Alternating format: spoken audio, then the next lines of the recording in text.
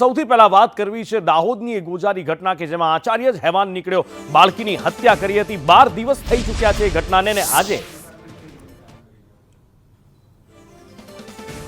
દાહોદ જિલ્લામાં એક માસૂમ દીકરી જેના માટે પોતાના શિક્ષક જેને શિક્ષક ભગવાન તરીકે દેખનાર દીકરી પર એ જ આચાર્ય દ્વારા દુષ્કર્મ આચરીને એની હત્યા કરવામાં આવી।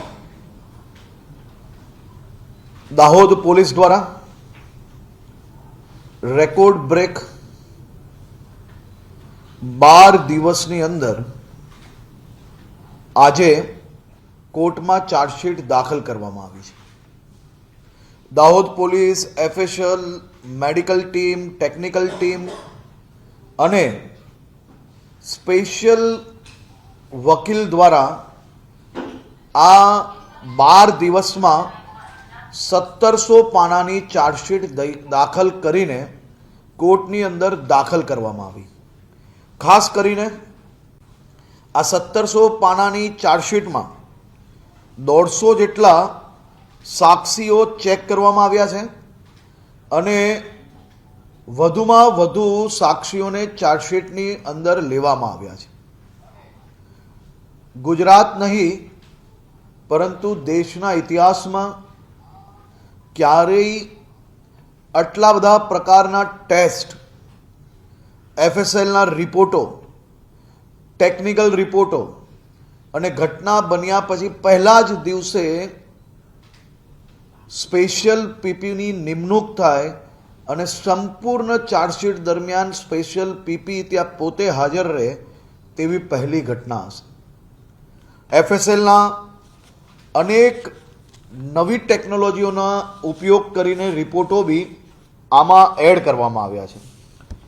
ચાર્જશીટમાં ડિજિટલ એનાલિસિસ, હ્યુમન જે સાક્ષી હતા તે, forensic DNA analysis, forensics biological analysis અને ખાસ કરીને એપિથેલિયલ ટેસ્ટ બી આની અંદર કરવામાં આવ્યો છે।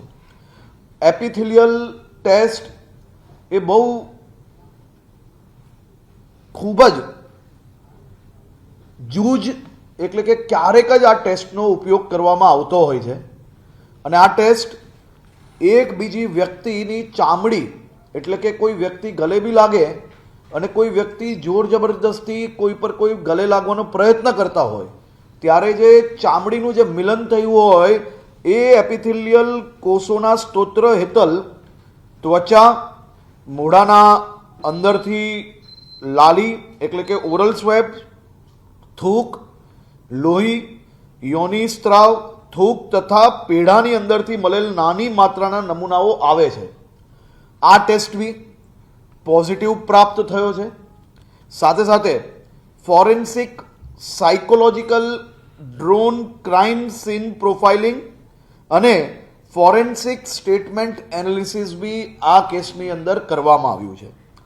ફોરેન્સિક કેમિસ્ટ્રી, બાળકીમાં ઝેરની હાજરી હતી કે નહીં તેનો પણ ટેસ્ટ આની અંદર કરવામાં આવ્યો છે। ફોરેન્સિક વેહિકલ એનાલિસિસ આ ખૂબ જ મહત્વનું આ કિસ્સાની અંદર આ ટેસ્ટ ખૂબ જ મહત્વનો હતો।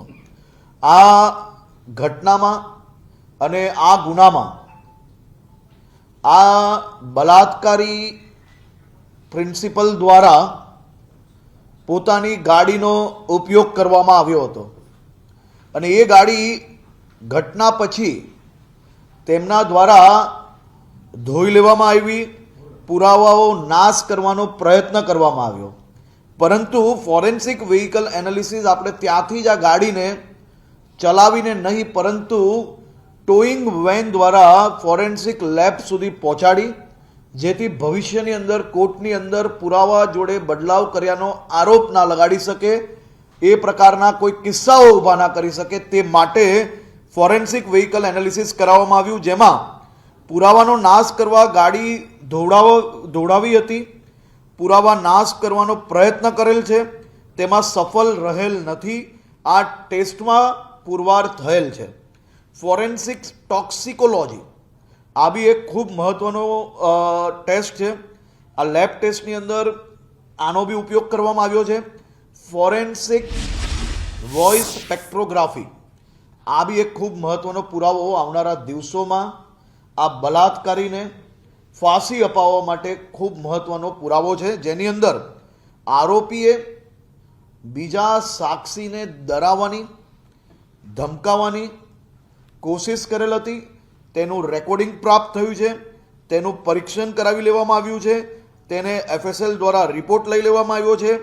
એટલે આરોપીએ આ ગુનો કર્યાનો સંપૂર્ણ પુરાવો આની અંદર બી મળેલ છે.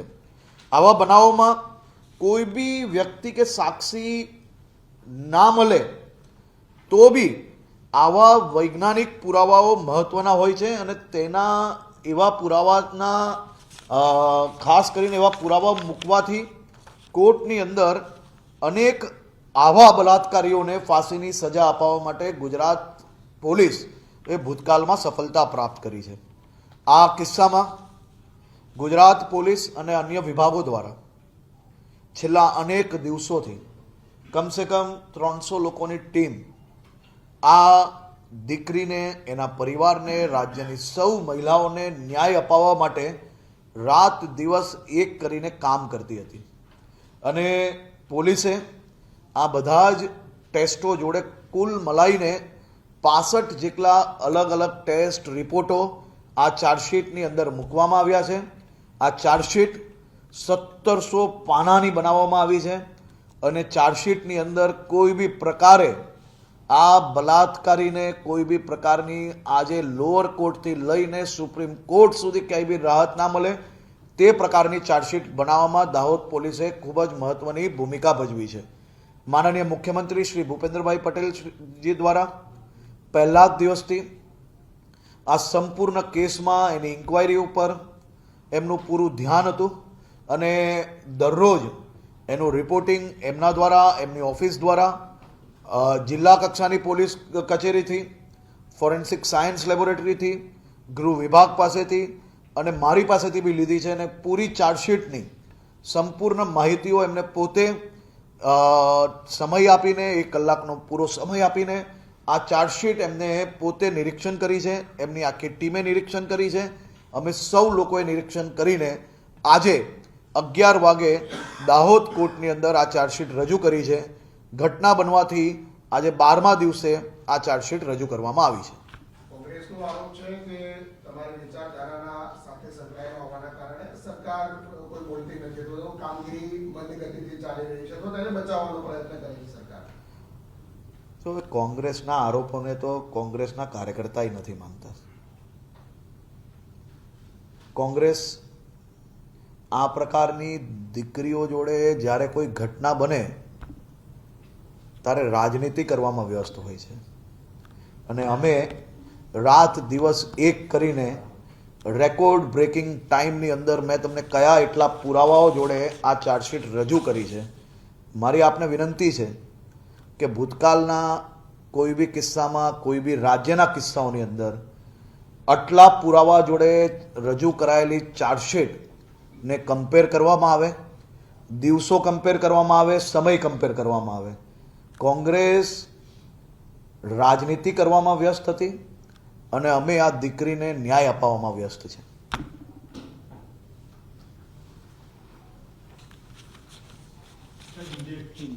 हाँ क्या?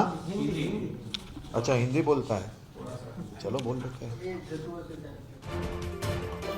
12મા દિવસે ચાર્જશીટ કોર્ટમાં રજૂ કરી દેવામાં આવી છે અને એની સાથે 1700 પાનાની આ ચાર્જશીટ બનાવવામાં આવી છે, જેમાં હર્ષ સંઘવીનો દાવો છે કે લોઅર કોર્ટથી લઈ અને સુપ્રીમ કોર્ટ સુધી એ નરાધમ આચાર્યને ક્યાંય પણ જામીન ન મળી શકે અથવા ક્યાંય પણ કોઈ છટકબારી ન મળે એ પ્રમાણેની આ ચાર્જશીટ તૈયાર કરવામાં આવી છે. એક નાની નાની વાત અને આધુનિક ટેકનોલોજીથી દરેક પુરાવા અહીંયા ચાર્જશીટની અંદર રજૂ કરવામાં આવ્યા છે. દરેક પરીક્ષણ કરવામાં આવ્યા છે. આધુનિક ટેકનોલોજીનો ઉપયોગ કરવામાં આવ્યો છે એ પરીક્ષણ અને પુરાવા ઊભા કરવા માટે. પછી એ કારની વાત હોય કે પછી અલગ અલગ નમૂના લેવાની વાત હોય, ક્યાંય પણ કોઈ પણ રીતે આચાર્ય નરાધમ છૂટી ન જાય એ પ્રકારની આ ચાર્જશીટ બનાવાઈ છે.